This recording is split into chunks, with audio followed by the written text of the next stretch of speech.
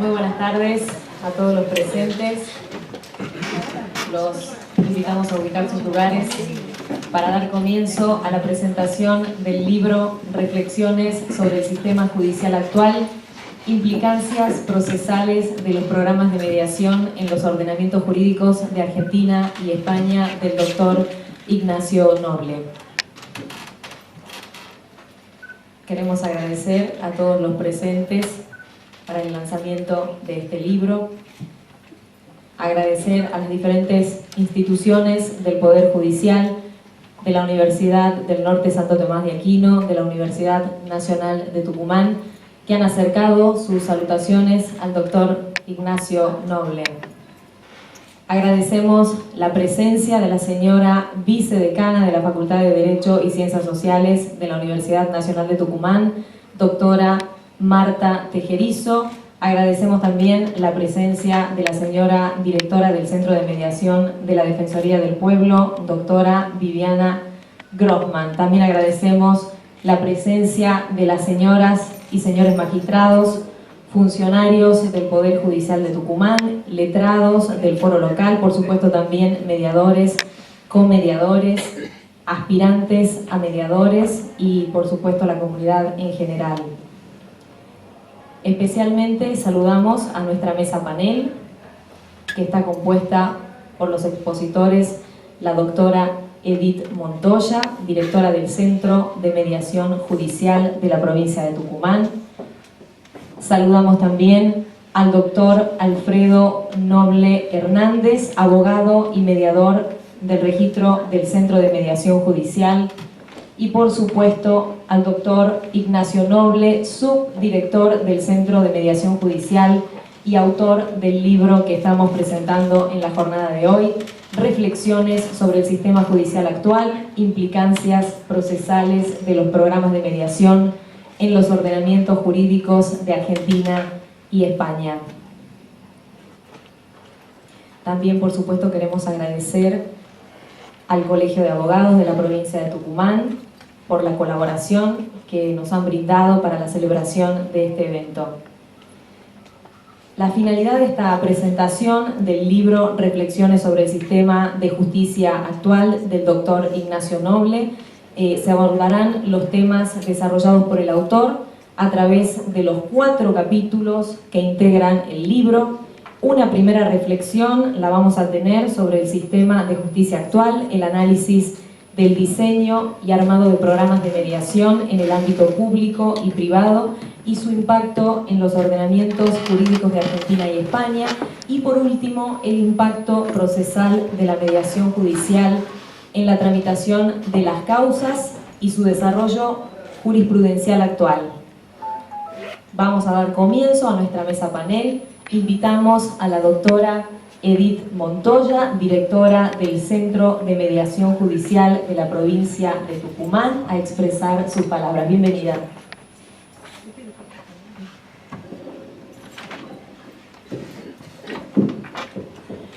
Buenas tardes. ¿Se escucha bien ahí? Sí. ¿Cómo están? Bueno, tengo una cierta emoción, una gran alegría, un placer de poder acompañar al doctor en este momento, el doctor Ignacio Noble, que como ustedes saben, estamos trabajando juntos en el Centro de Mediación Judicial, de cada uno desde su lugar, poniendo todo el compromiso, todo el cariño, todo el esfuerzo, la energía necesaria para avanzar permanentemente y realmente estar tan bien acompañada en la función me llena de orgullo y para mí es un honor que me haya podido acompañarlo en este momento tan importante para él. Realmente cuando hojeaba el libro del doctor se me venían a la mente distintos momentos vividos en lo que es el quehacer diario, lo que es reflexionar sobre cómo avanzamos o qué solución damos a tal o cual cuestión, que se van presentando a diario, porque como saben ustedes, yo veo caritas, las reconozco acá y todos sabemos que la mediación es un modo de ser, es un estilo de vida. es una elección que se hace de cómo llevar adelante lo que se presenta en la vida de todos y a cada momento, que son los conflictos. Que no hay que buscarlos, aparecen solos. Así que de pronto, ¿cómo vamos a tratar ese conflicto? ¿Cómo vamos a encarar esas situaciones? Ahí es donde está la clave, el secreto de cuál es el modo de ser o el estilo de permanecer en relación con los demás, en relación con todo lo que nos rodea en cuanto a las personas, los amigos que también son personas, en cuanto a las personas en general me refiero, amigos, vecinos, familiares, colegas, compañeros, y por supuesto, al estar desde un lugar como es el servicio de justicia también, nos pone en una situación de pensar y repensar siempre cómo hacemos para brindar cada día un mejor servicio. Y ahí está el doctor Noble, siempre proactivo, siempre tratando de adelantarse a lo que puede pasar, tratando de ver, y si aplicamos esto que dice la ley, si aplicamos aquello que está previsto de tal o cual manera, hay una jurisprudencia, siempre investigando, siempre buscando cuál sería la mejor forma de llevar adelante nuestra función. Yo estoy muy, muy agradecida por todo lo que él aporta día a día, por todo lo que realmente enriquece al Centro de Mediación. Y para mí es, hablar del doctor Noble, creo que la mayoría que estamos acá lo conocemos a él y sabemos todo lo que puede darnos y lo que está dispuesto a darnos, porque es un esfuerzo permanente de crecimiento que hace el doctor y de brindar esa con generosidad todo aquello que va aprendiendo así, tomando para sí mismo, analizando, procesando, para luego poder brindarlo a todos aquellos que hemos elegido pasar por esto que es la mediación. Y además, no solamente pasar, sino también sembrarla, también desafiar a quienes no creen, porque es un desafío para las partes que tienen que hacerse cargo de sus problemas, porque esa es la invitación de la mediación, hacerse cargo de sus problemas. Para el mediador, poder mantener esos principios de la mediación que le piden neutralidad, que le piden imparcialidad, que le ponen mirar desde otro lugar el conflicto que se les presenta. No tienen que decidir por nadie, pero tienen que tener la distancia suficiente para lograr la empatía, para lograr que se genere un clima en lo que es el ámbito de la mediación. Todas estas cosas el doctor las ha ido poniendo como perlitas a lo largo de su libro, lo que es crear el clima, lo que es encontrar, ponerse en el lugar del otro por el lado de las partes, luego los abogados con su rol, donde sabemos que el abogado que acompaña la parte de una mediación se va a dar mucho mejor el proceso si va enterado de cómo es ese proceso, qué conflicto lo lleva a su cliente a esa mediación. O sea, cuanto más se interiorice, cuanto más se interese, cuando más manejo tenga de la situación que los pone en una situación de métodos de resolución alternativa, mejor será llevado el proceso. Todo esto ustedes lo van a encontrar a lo largo del libro, esparcido. Son pequeñas claves que va dando el doctor. Y yo lo leía y decía, es verdad, esto va a ser así, si el que va a la mediación lo ha pensado, lo ha sentido. Y por supuesto, una vez que se pasa por un proceso de mediación, no se vuelve a ser la misma persona, no se piensa las cosas de la misma manera, se adquieren herramientas, aún a nivel inconsciente, se adquieren herramientas que nos permiten manejar las distintas situaciones que se nos presentan desde otro lugar. Y bueno, y por supuesto también estamos orgullosos del aporte que estamos haciendo a la disminución de litigiosidad, ya que sabemos que desde el centro estamos logrando que se solucione no solamente el conflicto que podríamos decir ha sido el motivo por el que se acercan a la mediación, sino otros que traen, por ejemplo, los casos de familia, que sabemos que es cuestión de sentarse y empezar a hablar para que empiecen a salir los qué, los por qué, los cómo, los dónde y cómo fue. Y ustedes lo viven a diario, no les tengo que... Veo acá tantos mediadores y me alegra mucho que hayan venido a esta convocatoria y sé que me van a sacar... permiso, se van a reconocer en algunos pasajes del sentido de las emociones vividas, de las situaciones presenciadas, de lo que despierta en el lector del libro, porque realmente está la culturización que se hace y de la que todos somos protagonistas, en que es imposible no leerlo y ver lo que se aportó, lo que se puede aportar, lo que se está recogiendo. Lo que el doctor dice en una frase es aprender, desaprender y volver a aprender. Entonces de pronto vemos que es así, en esto se hace camino al andar. Y ahí esa carátula que es como si fuera a pasar por distintos procesos, que la verdad que es tan fácil de identificar e identificarse con esos papeles que por ahí decimos esta es la solución y la repensamos y decimos que no. Y por ahí después se vuelve a la idea primera, ¿no? Pero van pasando esas ideas. Creo que realmente a lo largo del libro se van encontrando todas esas pistas, esas claves, esas perlitas que nos ha dejado el doctor. Muchas gracias, doctor, realmente porque nos está dando una herramienta de trabajo donde comparamos la ley nuestra de Tucumán, que es realmente, tenemos la suerte de que el tucumano se le ha dicho vamos a mediación y vamos a mediación. No se le dio la posibilidad, como por ejemplo lo que él marcaba en España, donde es voluntaria. Y los otros días charlábamos con él y esto es como querer nadar sin entrar al agua. La mediación se aprende haciendo. Hay que ir a la mediación para valorarla, para aprenderla. No podemos nadar si no saltamos al agua, no podemos hablar de mediación si no hemos entrado en un proceso y lo hemos vivido plenamente. Y para eso es bueno estar preparado. Y para prepararnos, una gran herramienta es el libro que acá hoy está presentando el doctor Noble. Muchas gracias.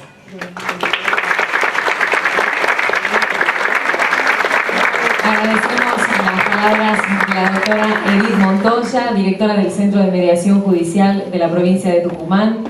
Y seguidamente vamos a escuchar las palabras del doctor Alfredo Noble Hernández, abogado y mediador del registro del Centro de Mediación Judicial, quien escribiera justamente el prólogo del libro Reflexiones sobre el sistema de justicia actual, implicancias procesales de los programas de mediación en los ordenamientos jurídicos de Argentina y España. Bienvenido. Gracias. Buenas tardes, autoridades.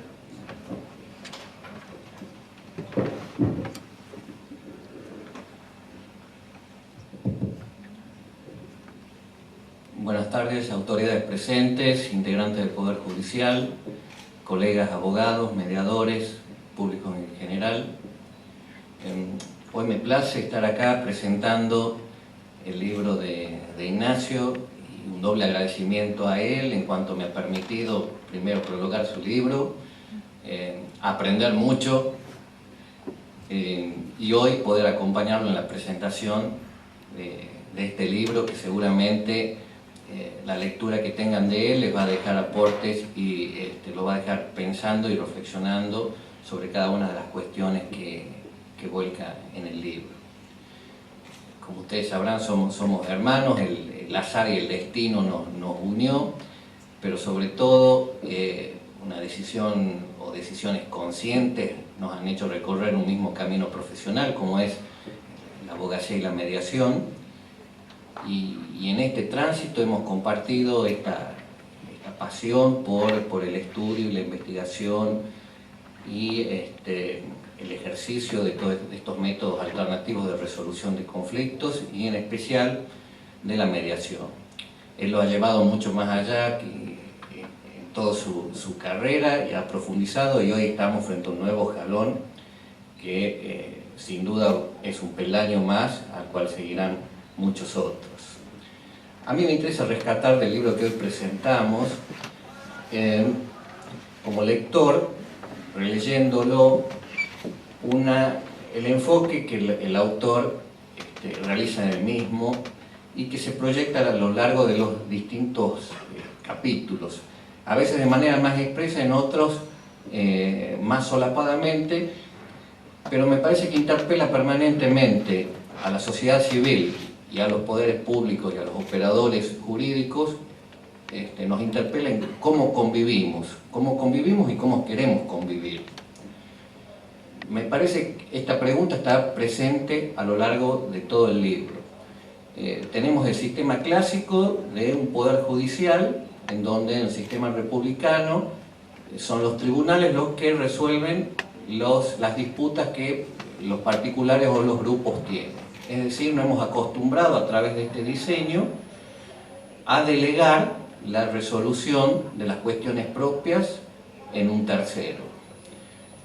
Tal vez este esquema, pensado inicialmente y que fue satisfactorio a través del tiempo, ha empezado a mostrar, se ha resquebrajado o ha necesitado ser repensado. Las sociedades se han expandido, han crecido demográficamente, los problemas se han multiplicado, la sociedad se ha complejizado, han surgido nuevos problemas, nuevas situaciones, y algunas de las que se presentaban originalmente hoy tienen repercusión mayor. Esta nueva realidad nos obliga a pensar si este esquema inicial es suficiente para dar respuesta a toda esta problemática. Como sociedad civil nos interpela, por un lado, si estamos dispuestos a seguir en esta postura en donde hay un tercero el que resuelve todas las cuestiones, todas y cada una, de manera que en algún punto se convierte el Poder Judicial en un embudo en donde todos los temas son delegados a la resolución de un tercero, y cuál es la capacidad operativa que en definitiva puede llegar a tener los tribunales en esta metodología. Y por otro lado, qué papel nosotros decidimos tomar en esta sociedad, si elegimos ser protagonistas en la gestión de nuestras cuestiones, de nuestras situaciones, en donde no solo somos partícipes de ese conflicto puntual que nos tiene presente, o si también vamos a ser nosotros los constructores de la solución. Me parece que este segundo modelo, esta segunda idea en donde los individuos y los grupos recuperen el protagonismo en la gestión de las soluciones, por un lado, va a significar dar una respuesta más apropiada desde los tribunales, en el sentido que habrá casos que serán resueltos por el Poder Judicial desde el sistema clásico, pero muchos otros serán las propias personas las que darán respuestas y se aventurarán justamente en este trabajo, que es lo maravilloso de encontrar en la relación con el otro esos puntos comunes que existen en las cuestiones que se plantean, esas zonas grises que nos comunican con el otro, ese aspecto creativo que nos permite que 1 más 1 no sea 2, sino que sea 3. Este aspecto me parece el aspecto sustancial que nos invita Ignacio a través de su obra a reflexionar de cómo cambiamos un sistema tradicional, no solo para lograr una mejor eficiencia, sino cualitativamente dar un paso hacia adelante. Como sociedad civil, por un lado, pero también como un llamado a las autoridades públicas y a los operadores a que también tengan un papel activo en el diseño de estos nuevos esquemas.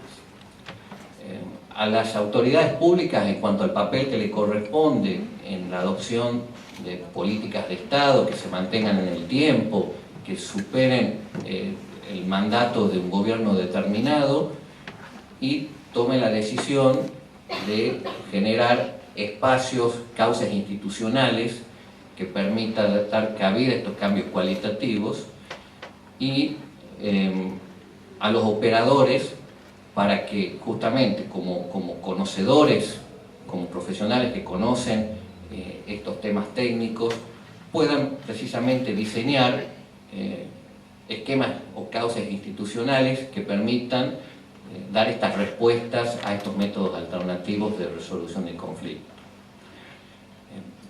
Esto me parece, estas cuestiones me parece que subyacen en el libro que Ignacio nos trae acá, por cuanto un programa va a implicar eso, va a implicar una decisión política, pero también va a implicar que haya una profesionalización, una planificación de lo que se va a hacer. Esta planificación va a requerir un diagnóstico de la realidad, va a requerir determinar líneas de acción, va a requerir una implementación y posteriormente una evaluación de los resultados que se presentan para en todo caso diseñar una segunda etapa en estos programas que se realizan. En su repaso que hace de los sistemas en Argentina y en España, no toma una postura definida ni a priorística, valorativa, diciendo si una cosa es mejor que otra.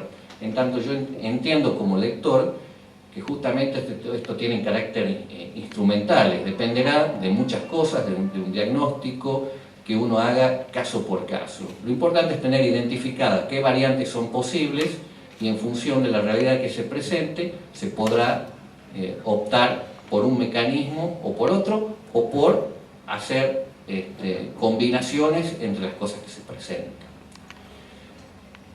Acá en Tucumán tenemos nosotros, bueno, ya una experiencia de varios años en donde este cambio cultural se ha promovido justamente a partir de la ley de mediación y ya tenemos una experiencia bastante importante que por un lado lo ha resumido también Ignacio en la jurisprudencia que se ha ido receptando en distintas cuestiones operativas, lo cual en algunos puntos muestra bondades y en otras cuestiones a ser reevaluadas, y ha permitido también esto de darle a la sociedad la posibilidad de gestionar sus propios conflictos, superando este esquema en donde, sistema tradicional judicial, en donde siempre se presenta un ganador y un vencedor.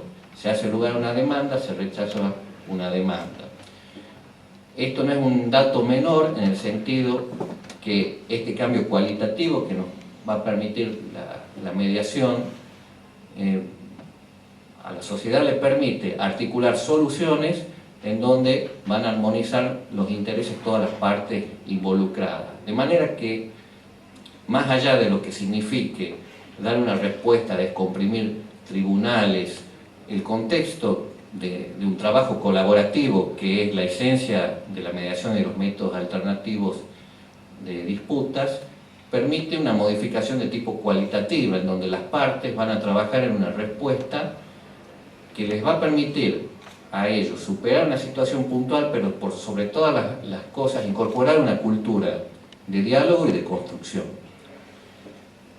Últimas palabras sobre la obra que presenta, el rescatar, bueno, este análisis que ha hecho de dos sistemas que son muy bien elegidos en cuanto resumen características, las características centrales o básicas de que podemos encontrar en casi todos los programas. De manera que en este libro tenemos un resumen de todos esos elementos con los cuales podemos conjugar y podemos hacer toda esta tarea de elaboración de un programa desde un inicio o bien un reexamen y una reelaboración de algún programa estatal que tengamos puesta en marcha.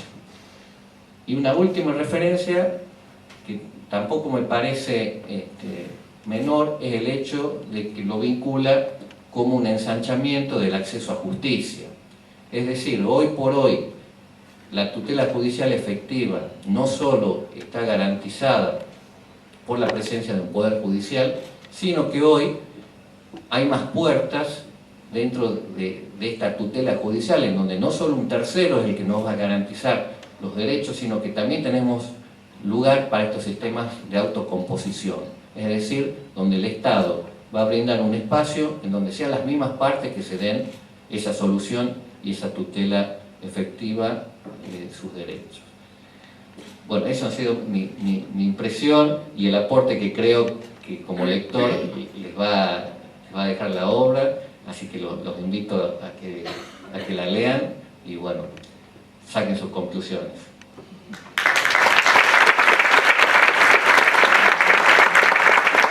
Agradecemos las palabras del doctor Alfredo Noble Hernández. Él es abogado y mediador del registro del Centro de Mediación Judicial. El doctor Ignacio Noble es abogado, escribano y mediador por la Universidad del Norte Santo Tomás de Aquino, especialista en Administración Pública por la Universidad Nacional de Tucumán, especialista en Proceso Civil, Arbitraje y Mediación por la Universidad de Salamanca, España, maestrando en Magistratura y Derecho Judicial por la Universidad Austral y responsable institucional de Mediación Argentina, entidad formadora habilitada con el número 38 por el Ministerio de Justicia y Derechos Humanos de la Nación. Actualmente se desempeña como subdirector del Centro de Mediación Judicial de la provincia de Tucumán, sección Capital, cargo al que accedió por concurso público de antecedente y oposición, y como autor ha publicado artículos y obtenido premios, y hoy está presentando junto a todos nosotros reflexiones sobre el sistema de justicia actual, implicancias procesales de los programas de mediación en los ordenamientos jurídicos de Argentina y España. Felicitaciones, bienvenido.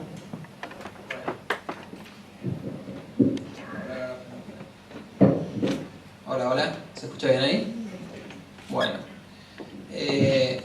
a mí nunca se me dio bien hablar sentado, así que obviamente esta no va a ser una oportunidad diferente. Lo que sí, los agradecimientos creo que es bueno mencionarlos desde acá y tenerlos escritos, porque sucede que uno, eso sí se puede olvidar, y sería bastante injusto no nombrar a una serie de personas que creo que hicieron mucho para que uno pueda estar hoy acá, ¿no? Entonces, bueno, comenzar, por supuesto, por mi familia, ¿sí? Comenzar por mi esposa Anastasia, por Bastian, que está ahí mirando el techo. Seguramente, no sé si le interesará demasiado, pero bueno, la verdad que muy agradecido, porque seguramente si esto se dio de la manera que se dio es porque ellos me ayudaron en el tiempo, en el apoyo y en los viajes, así que bueno, súper agradecido. Siguiendo con la categoría familia, obviamente a mis padres, a mis hermanos, especialmente a Alfredo, porque no es una casualidad que él esté sentado hoy acá, ni es una casualidad que él haya sido la persona que elegí para que haga el prólogo de mi libro, porque con el libro quise ser sumamente honesto. Era la primera publicación, con lo cual dije, si tuviera que pensar una persona que realmente hizo posible que a mí la mediación me interesara, de hecho que yo supiera de qué se trataba la mediación, fue él. Es la persona de quien yo creo que aprendí la mayor cantidad de cosas, que después las pude volcar en la mesa, y ese conocimiento en la mesa después me permitió poder empezar a aspirar a tener un cargo público, en el que la doctora Montoya, por supuesto, me brindó con toda su generosidad sus conocimientos, y pude ingresar en este mundo, ¿no?, de la administración pública, que para mí era muy ajeno, y a veces sigue siendo muy ajeno, ¿no?, en algunas cosas, pero que son cosas que a uno lo motivan por ahí a seguir pensando de qué manera se puede innovar en un sistema que pareciera ser muy rígido y muy difícil. Y bueno, entonces la verdad que muy agradecido también con la doctora Montoya.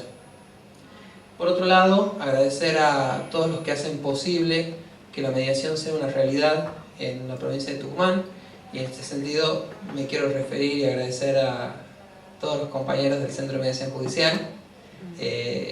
La verdad que es un placer trabajar con ellos eso lo saben. No es simplemente un agradecimiento por quedar bien, la verdad que lo siento de esa manera. A los mediadores, a los comediadores y a los aspirantes a mediadores de registro, que la verdad que si la mediación hoy está tan difundida, tiene que ver por supuesto con el trabajo que cada uno de ellos hace en su mesa. Yo siempre digo que la experiencia que tiene una persona que no conoce sobre mediación, cuando participa de un proceso, y es un buen proceso en el que el operador facilita y permite que las partes vayan transformando esa relación conflictiva en algo que pareciera impensado, ¿no?, en un comienzo, que es un acuerdo, creo que es algo maravilloso, y es algo que hace que las personas puedan empezar a confiar en el sistema. A mí eso me pasó porque antes yo pensaba que mediar significaba simplemente transigir. Y de hecho, cuando uno empieza a comprender de qué se trata el trabajo del mediador como facilitador de la comunicación, y ve los resultados y ven personas que parecía que tenían intereses irreconciliables terminar abrazados y cerrando un acuerdo, a uno le demuestra que no hay instrumento que sea más poderoso que el diálogo, ¿no? Muchas veces uno piensa que apelando a otro tipo de metodología, de instrumentos, puede conseguir resultados mejores con el diálogo. Bueno, creo que en la mediación se puede demostrar que el diálogo puede mucho, puede generar colaboración donde solo había lucha, donde solamente había intereses contrapuestos, y puede demostrar que podemos pensar juntos en soluciones que tiendan no a destruir a otros, sino a conseguir para sí un beneficio, a la vez que también podemos propiciar ese beneficio para otro. Y esto con su aporte que tiene a una sociedad cada vez más pacífica, ¿no? El aporte que cada uno puede hacer para eso. También quisiera agradecer, por supuesto, a mis amigos que están presentes, mis amigos de la universidad, los amigos que sigo haciendo cada día en las distintas instancias de capacitación, en la maestría que estamos haciendo con la Austral, en la Escuela Judicial, porque el hecho de que yo hoy esté acá es una cuestión sumamente contingente, desde que yo creo que uno nunca debe pensar que solamente tiene conocimientos para dar, para enseñar, sino que en realidad es más lo que uno puede aprender de otros que lo que uno puede enseñar. Y que la actitud de aprendizaje permanente es la que nos coloca en situación de poder cuestionar en realidad eso que nosotros dábamos por cierto y poder pensar que en realidad la forma en la que vemos el mundo puede ser un poco diferente y puede tener más que ver con lo que nos muestran los demás que con lo que nosotros mismos pensamos. Entonces, bueno, la verdad que siempre que puedo estar en una instancia de capacitación en la que estoy sentado de ese lado, me parece que es sumamente disfrutable y después seguramente desde ahí puedo ver qué puedo aportar yo desde mi conocimiento. Entonces, hoy que yo esté acá es una contingencia que seguramente será de vuelta en otra instancia cuando alguno de ustedes esté presentando también algo que tenga para contar. Por otro lado, agradecer a las autoridades del Poder Judicial, ¿sí? A las autoridades de la universidad, las autoridades de las instituciones públicas y privadas, que ayudan a que la mediación cada vez esté más consolidada, ¿sí? El trabajo que hace el Centro de Mediación no podría ser posible si lo hiciéramos solo, con lo cual plantear un esquema de colaboración en estas instituciones que tienden a ver su campo de trabajo como algo propio y como un espacio de poder que no se quiere delegar, creo que es muy importante porque muestra que en realidad no se trata de una lucha de egos para ver quién resuelve qué cosa, sino que hay un enfoque sistémico en donde todos entendemos que nos necesitamos para poder dar soluciones relevantes a la sociedad. Lo último que tengo para agradecer, y empieza el movimiento, es al Colegio de Abogados por brindarme este espacio. La verdad que para mí el colegio siempre ha sido una institución que he sentido muy cercana y una institución en la que me alegra mucho tener la posibilidad de hacer esta presentación. Así que bueno, también mi agradecimiento al colegio, a su presidente, al vicepresidente, al secretario y a todo el consejo que hizo esto posible. Bueno, ahora vamos a ponerle un poco más de onda, como se dice, y vamos a hacer un esquema que va a ser muy resumido, de todas maneras, porque la idea es que esto termine a las 7:15 y a partir de las 7:15 puedan disfrutar, o podamos disfrutar, de una recepción que se va a hacer abajo en el quincho del Colegio de Abogados. Así que bueno, mi idea es un poco expresarme hasta las 7:15 en relación a las distintas partes que componen el libro, ¿sí? Entonces vamos a empezar discutiendo una cosa que es la que más disfruto, aunque parezca una cosa superficial, que es la tapa, ¿no? Que ha dado para tantas opiniones, comentarios.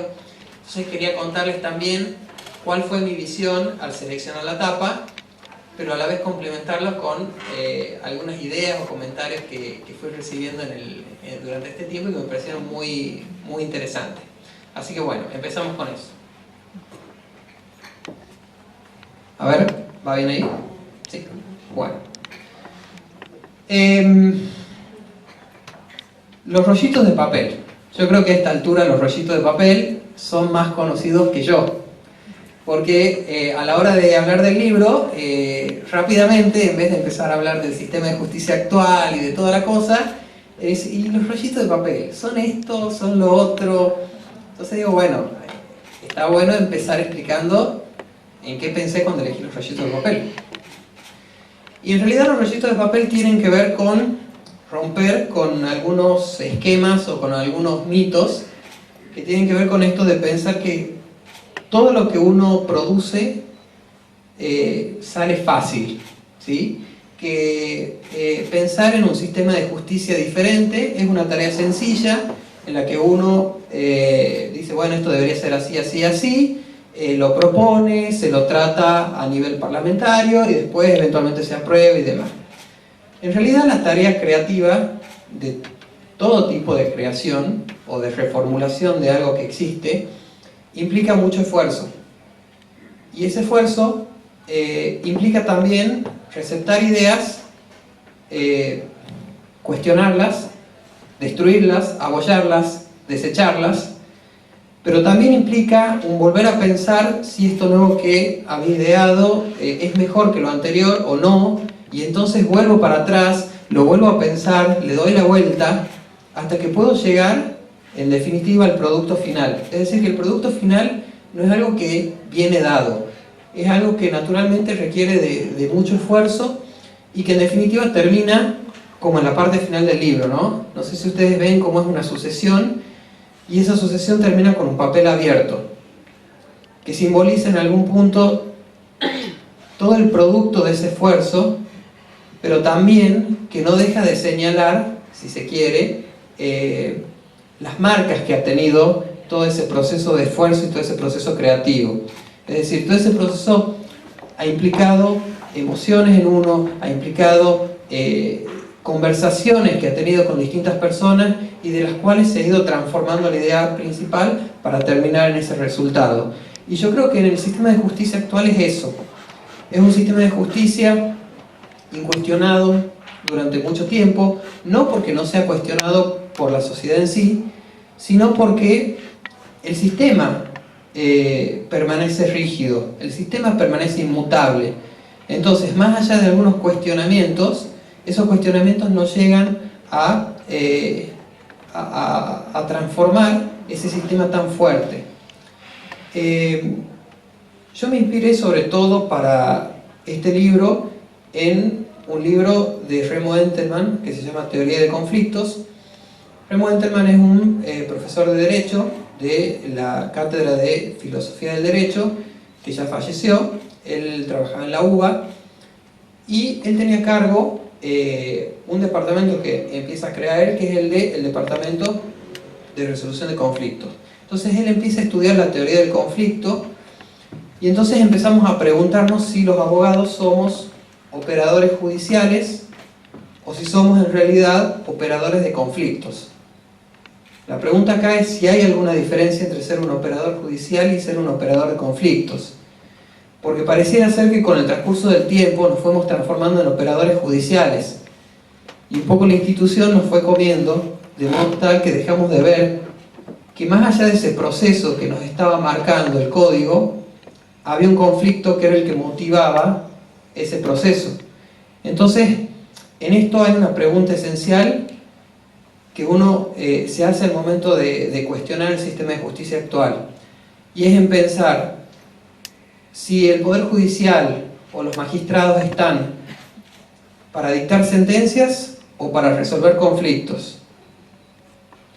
Muchas veces pensamos que dictar sentencias y resolver conflictos son sinónimos, cuando en realidad el dictado de una sentencia tendría que ser un modo de instrumentar una solución a un conflicto.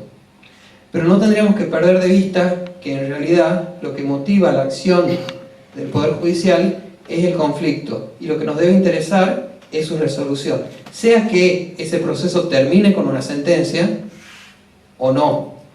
Y en el mejor de los casos, que ese proceso no termine en una sentencia, porque las partes han sido capaces de resolver ese conflicto y de autorregularse, que es algo que hablábamos hace muy poco con la doctora Lescano, y que también agradezco porque como magistrada tener esa visión es algo que a nosotros nos facilita mucho la tarea, y siempre me gusta expresarlo porque un poco la idea es esa, es que el magistrado, si bien tiene esa autoridad y esa importancia, saber entender cuál es el rol y saber entender cuándo las partes realmente los necesitan y cuándo las partes son capaces de tomar decisiones y de resolver sus propios conflictos. Remo Entelman decía que en realidad el proceso judicial era una forma institucionalizada de violencia, porque lo que hacía el Poder Judicial cuando ingresaba una causa, y esto es fuerte, veo las caras a veces, es poner a dos personas en un ring virtual en la que una dice cosas terribles de la otra, porque lo que tiene que lograr en realidad, para llegar a esa sentencia favorable, es demostrar que esa otra persona que integra la relación jurídica es una persona despreciable, que lo que hizo es violar sus derechos y que como tal tiene derecho a ser reparado y a imponérsele una sanción por la vía de la fuerza, es decir, por la imposición de la jurisdicción del magistrado, a esa otra persona para cumplir con una determinada conducta. Entonces nosotros planteamos un proceso judicial netamente conflictivista, porque no suponemos que puede haber soluciones diferentes que sean posibles.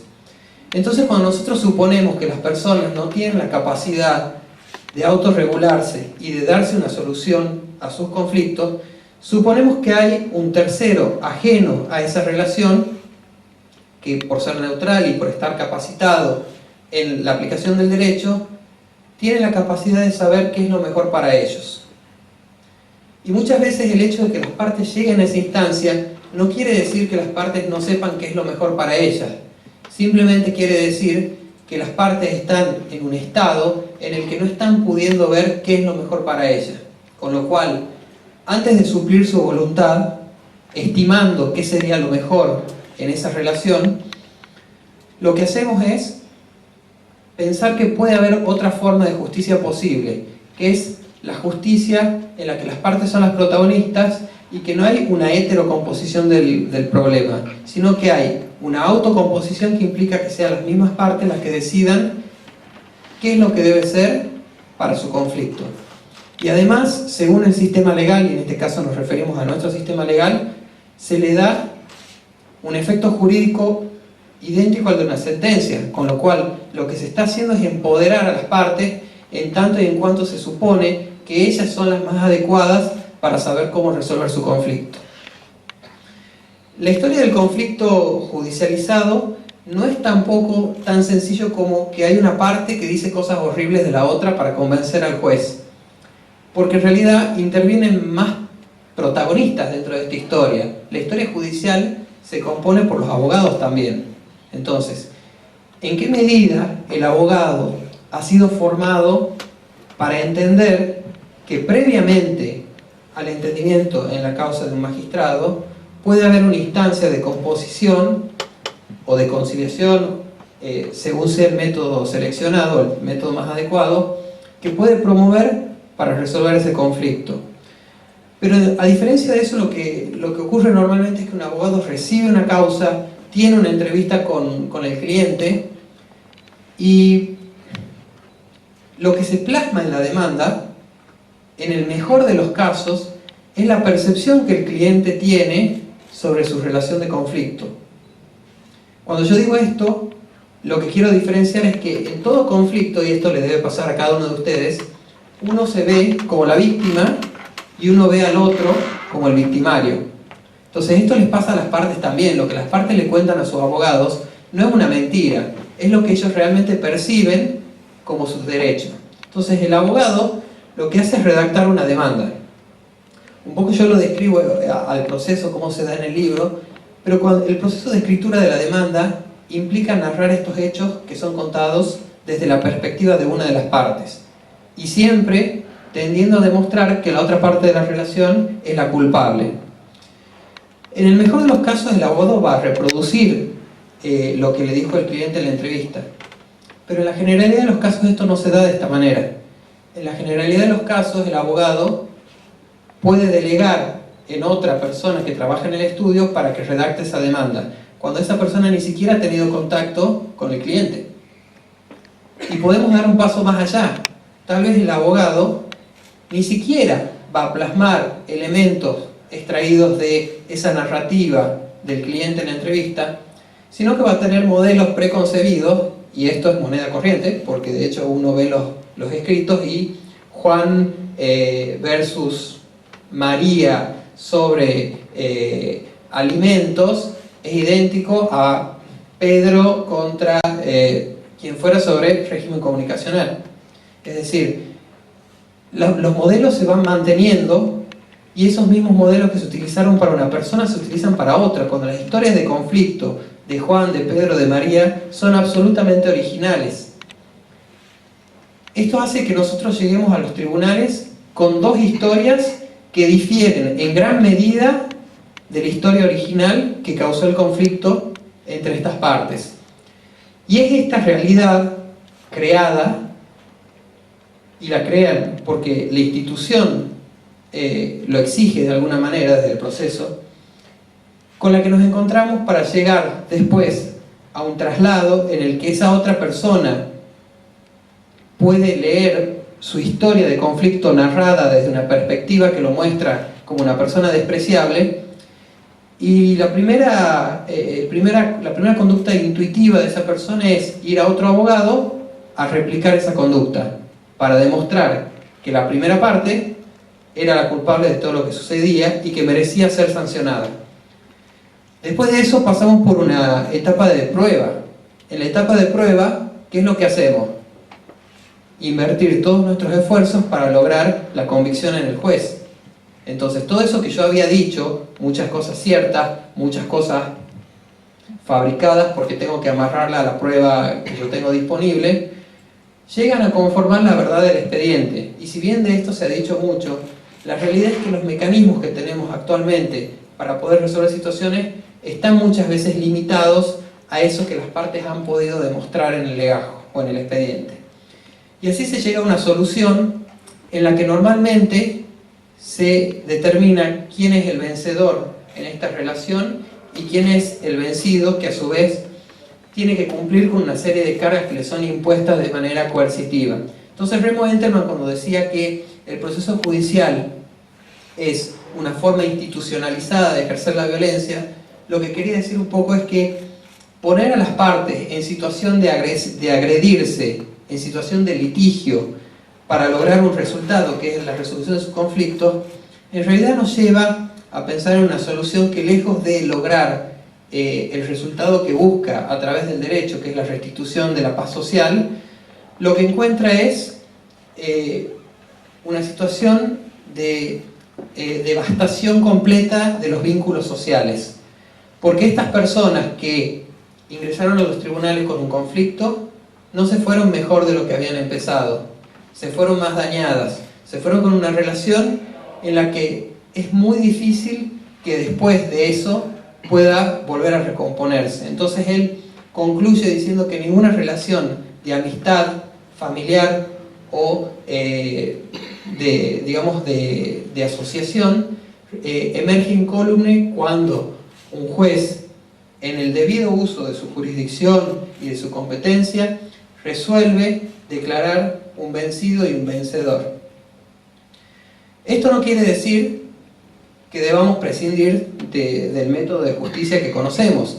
Esto lo que quiere decir solamente es que no todo tiene que llegar a esa instancia.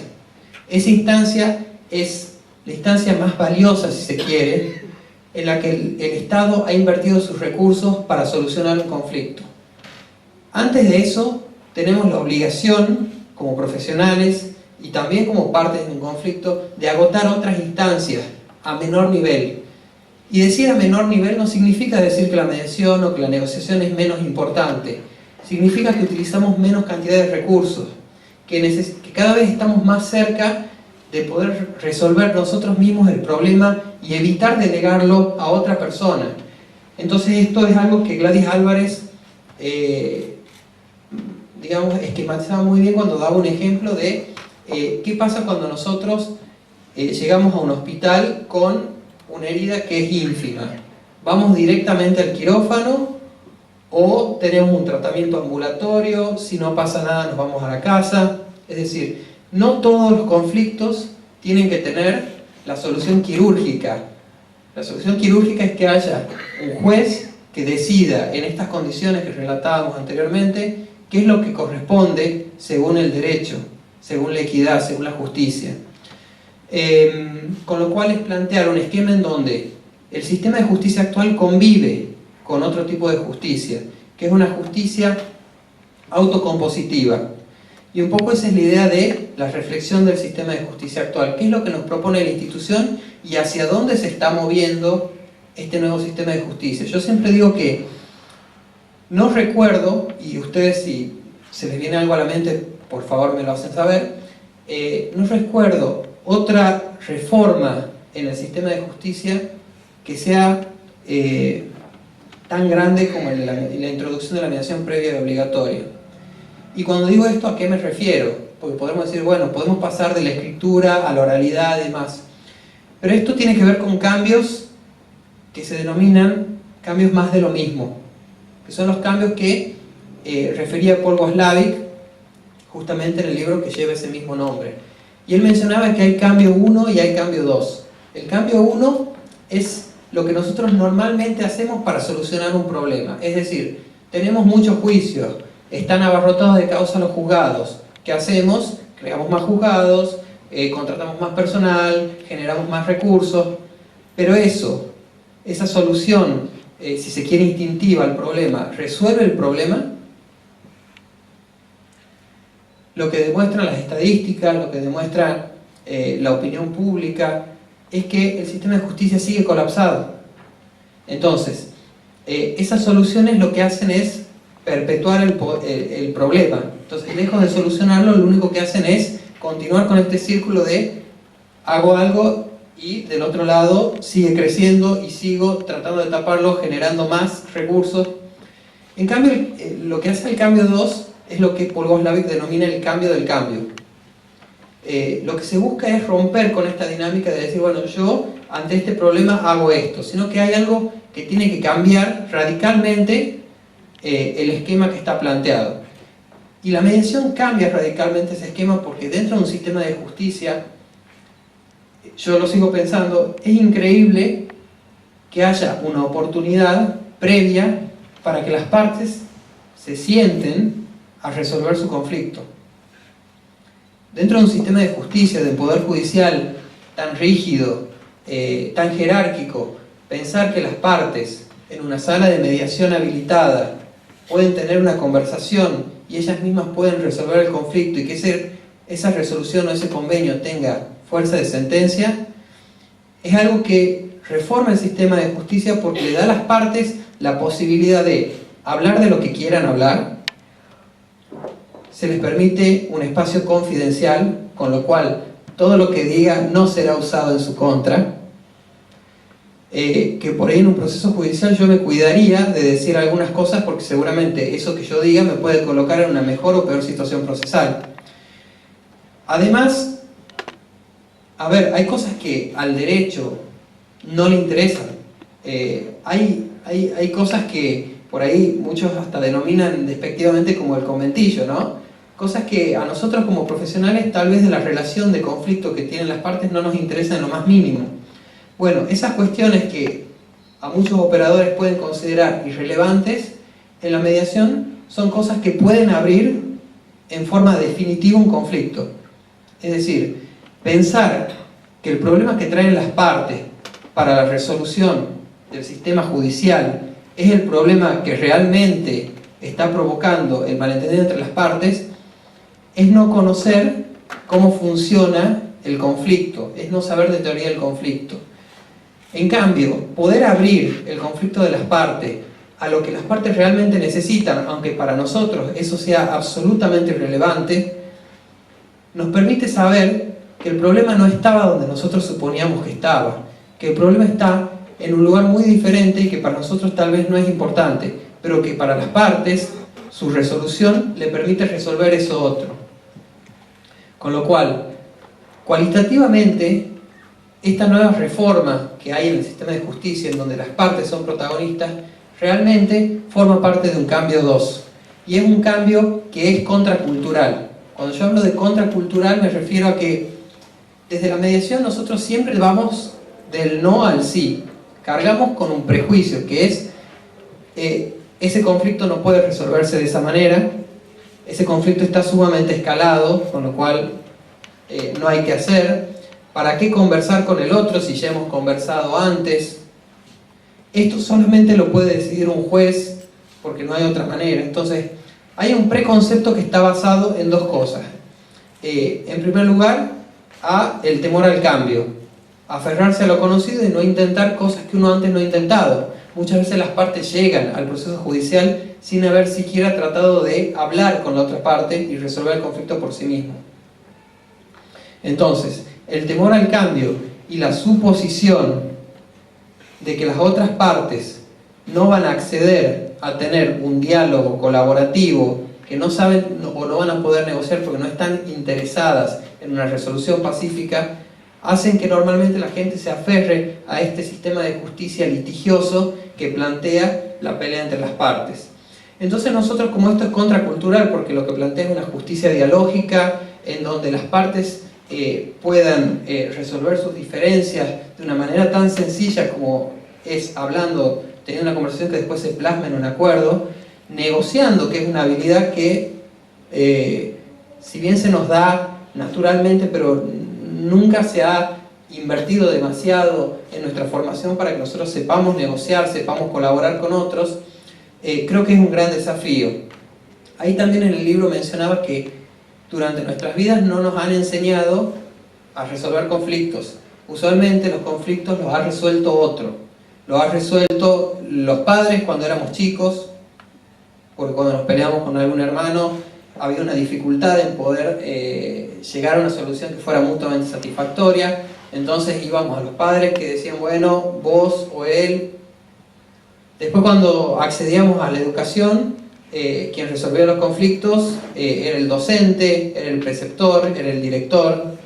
En el trabajo, usualmente también los conflictos los resuelven los superiores jerárquicos, con lo cual no hay una cultura desarrollada de resolución de conflictos de manera autónoma. Siempre estamos acostumbrados a que haya alguien que en ejercicio de su poder nos diga qué es lo que debemos hacer. Y eso es algo que implica un replanteo necesario. Porque ¿cómo podemos esperar que el sistema de justicia sea diferente si nosotros en nuestras vidas diarias en realidad lo que hacemos es no autocomponer nuestras diferencias, sino esperar que haya un tercero que lo haga? Esto en relación, vamos a ver cómo estamos el tema. Bien, esto en relación sobre todo al primer capítulo, que aborda una cuestión más filosófica, que es este replanteo del sistema de justicia actual.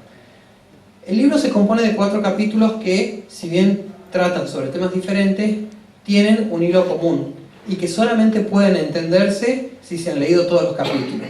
Así que no salteen capítulos, por favor. El segundo capítulo trabaja sobre una idea sobre la cual la doctrina nada ha escrito, que tiene que ver con la conformación de los programas de mediación. Cuando hablamos del armado y el diseño de programas de mediación, nos referimos a la unión de distintos componentes o elementos que después se traducen en una política pública. Y en esa política pública es normalmente la legislatura, el Congreso, el Parlamento, el que decide qué componentes van a ir y qué componentes no van a ir. Esa elección, en el mejor de los casos, es una elección que tiene previamente un estudio de en qué sociedad estamos aplicando este programa de mediación. En el peor de los casos, lo que se hace es replicar programas que ya existen porque han tenido eficacia en otra jurisdicción, y entonces lo que hacen los legisladores es aprobar lo ya conocido. Y eso trae muchos inconvenientes, porque un sistema de por sí no es bueno ni malo, es bueno o malo en tanto y en cuanto se adecua a las necesidades que tiene cada sociedad. Uno de esos elementos a tener en cuenta desde ya es la densidad poblacional, es decir, qué cantidad de personas van a acceder a este método. Otra es qué efectividad tienen los tribunales, qué demora tienen los tribunales, cuál es el costo que hay para acceder a justicia. Entonces, un poco lo que yo quise hacer con el libro es plantear una descripción de cómo podemos armar estos programas de una manera que se siga, digamos, una metodología adecuada, para que también pueda servir como un instrumento a la legislatura y a los demás poderes en el momento de una reforma, de pensar cómo conjugar de la mejor manera todos estos elementos, porque cada conjugación tiene consecuencias diferentes y de la forma que lo conjuguemos va a ser también los resultados que vamos a tener dentro del proceso. Entonces, en un primer lugar, lo que distingo son dos tipos de elementos. Elementos que son obligatorios de todo programa y elementos que son optativos. Es decir, los elementos obligatorios son esos elementos que no pueden faltar en ningún programa de mediación, porque si no están, el programa no funciona. Y después los elementos optativos son ellos que no hacen a la esencia del proceso, pero que sí le van dando o más calidad o menos calidad. Para dar un ejemplo, y tal vez uno de los elementos más importantes que definen qué tipo de programa vamos a tener, es el ámbito de aplicación. Y en relación al ámbito de aplicación hay muchas confusiones. Yo planteo una suerte de clasificación en la que tenemos dos grandes grupos, que es el de la mediación judicial y la mediación extrajudicial. Es muy común escuchar, como acepción repetida por el común de la gente, por ejemplo, que la mediación es prejudicial obligatoria, o que la mediación es extrajudicial, porque es anterior al juicio. Entonces, me pareció importante desarrollar el sistema que tenemos en Tucumán, porque el sistema que tenemos trae muchas consecuencias, porque es un sistema que está dentro de lo judicial, que no es extrajudicial, y que tampoco, por más que la denominación se haya expandido, tampoco es prejudicial. Lo que yo planteo es que la mediación en Tucumán es una mediación judicial previa a juicio.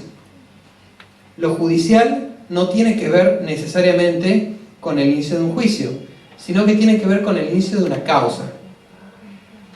¿Por qué hay una diferencia entre una causa y un juicio? Porque cuando las partes ingresan un formulario de mediación, todavía no están propiamente dentro de un juicio, pero sí le han dado intervención a los tribunales, sí tienen un número de expediente y, lo que es más importante, sí tienen un juez natural. Cuando uno ve la fundamentación del proceso de mediación como un requisito previo y obligatorio a la promoción de la demanda, uno dice, bueno, es violatorio de la garantía de acceso a la jurisdicción o de la tutela judicial efectiva, visto desde esa manera. Pero cuando uno entiende que el sistema de Tucumán es muy bueno porque asigna un juez natural, que es el que va a estar viendo qué es lo que sucede con ese proceso, y que si algo ocurre que fuera necesaria la intervención judicial, esa tutela está presente, entonces nosotros entendemos que no es prejudicial, sino que es judicial, pero previa a juicio. Además, en el sistema de Tucumán tenemos un sistema de mediación judicial propiamente dicha.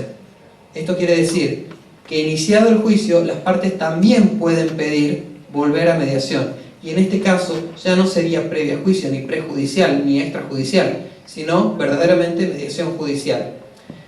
La mediación judicial es una mediación absolutamente diferente a otro tipo de mediaciones.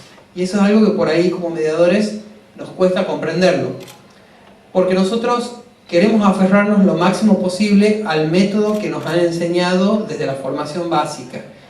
Y ese método debe ser adecuado a la realidad judicial, porque no estamos hablando de cualquier tipo de mediación. Estamos hablando de un tipo de mediación que está dentro de un sistema judicial y que debe respetar determinadas formalidades. Y así es como se enlaza el tercer capítulo y el cuarto capítulo del libro. El tercer capítulo del libro toca otro tema que no ha sido muy estudiado en la provincia de Tucumán, que son las implicancias procesales de este programa de mediación que tenemos nosotros. Lo que hacen las partes en el proceso de mediación, y al haber un juez natural, no queda librado al azar. Por ejemplo, de solo pensar que habiendo un juez natural y un juzgado sorteado, ¿qué pasaría si las partes, por ejemplo, quisieran interponer una recusación respecto de ese juez natural que tiene en la causa? Muchos abogados, cuando tienen que plantearlo, no saben cuál es el momento procesal oportuno en el que deben hacerlo.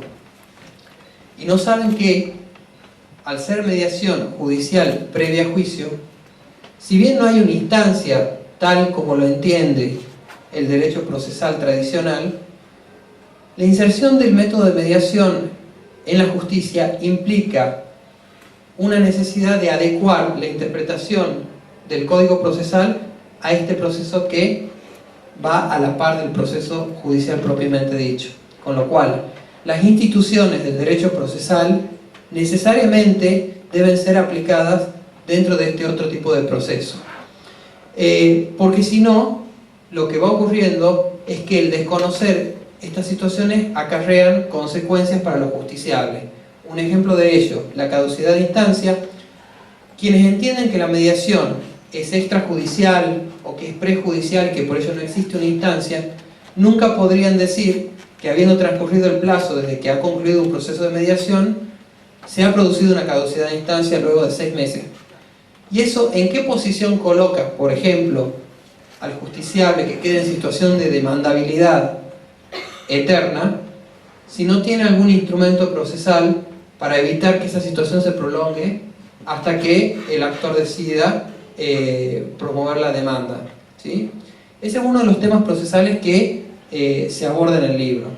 Otro tema, que por ahí tampoco es muy conocido, tiene que ver con la competencia de los tribunales. Es decir, en qué momento y bajo qué situaciones es el juzgado sorteado y el juez natural el que debe intervenir en las situaciones planteadas dentro del proceso de mediación.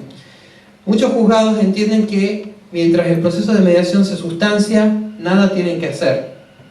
Hay una simple reserva que pudiera parecer respetuosa del proceso, pero que a la vez desconoce que en muchas circunstancias es necesario seguir siendo garante de ese proceso, porque eso hace la tutela judicial efectiva que nosotros promovemos y que, por ejemplo, en el sistema de España es el que hace que la mediación no sea obligatoria como en nuestro sistema, sino que sea voluntaria.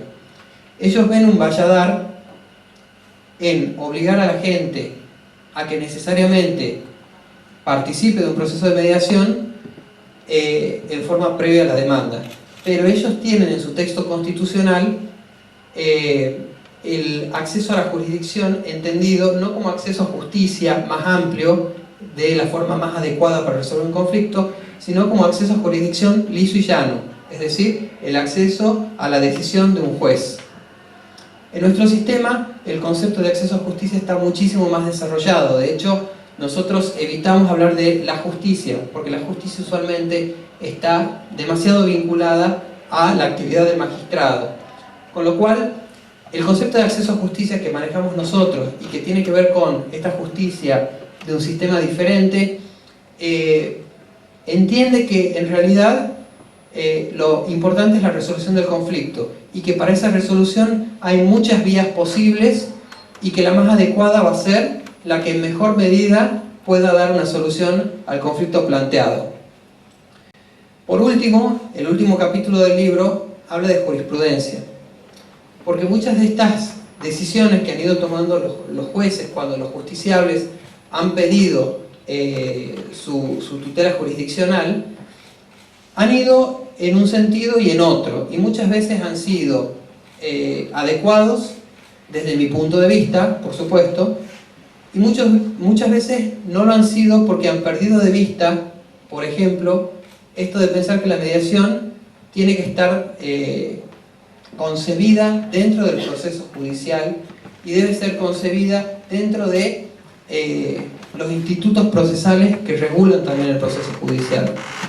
Si habláramos de una mediación comunitaria o de una mediación institucional fuera del Poder Judicial, naturalmente deberíamos prescindir de los institutos del derecho procesal. Pero siendo mediación judicial, debemos entender, y así lo entiende la doctrina, que la mediación se inscribe, tal vez como rama autónoma, pero si no es así, dentro de lo que sería el mismísimo derecho procesal. Con lo cual la invitación, dentro del cuarto capítulo, es analizar qué es lo que se ha ido decidiendo en relación a todas estas cuestiones procesales y cuál es mi opinión en relación a esas decisiones, usualmente planteando alguna postura contracorriente que espero genere alguna reflexión o alguna posibilidad de apertura para que cada vez en mayor medida la mediación sea entendida como un proceso que forma parte de la justicia, y como forma parte de la justicia también deben aplicársele los principios y las pautas procesales que regulan la justicia y el proceso entre las partes. Con esto, básicamente, creo que hice un pantallazo general del libro, de los distintos capítulos, así que bueno, lo demás es invitarlos a que en algún momento lo puedan leer. Es complicado porque es una editorial extranjera, y como editorial extranjera, la cantidad de libros que yo pude traer han sido limitadas, con lo cual me ocupé que esos libros estén en distintos lugares para su acceso público. Esos lugares, por ejemplo, son la biblioteca de la Universidad Nacional de Tucumán, la biblioteca de acá del Colegio de Abogados, la biblioteca de la Corte, la biblioteca del CAM, la biblioteca de la UNSTA también próximamente, con lo cual todos ustedes, si tienen la voluntad, la necesidad o ganas de poder leerlo, pueden tener acceso al libro, y si no, de otra manera, es pidiéndolo a través de las tiendas online, porque está disponible en Amazon y en eBay, ¿sí? Así que bueno, con esto es todo de mi parte. Agradecerles su presencia, la verdad que para mí ha sido un placer poderlo compartir con ustedes. Agradecerles a ustedes también haberme presentado, haber leído el libro, haberlo comentado. Y ahora bueno, invitarlos, si tienen un tiempo, a compartir una recepción en el quincho acá del colegio, en donde bueno, ahí me harán llegar también sus comentarios en forma más personal, ¿no? Así que bueno, muchísimas gracias por su tiempo.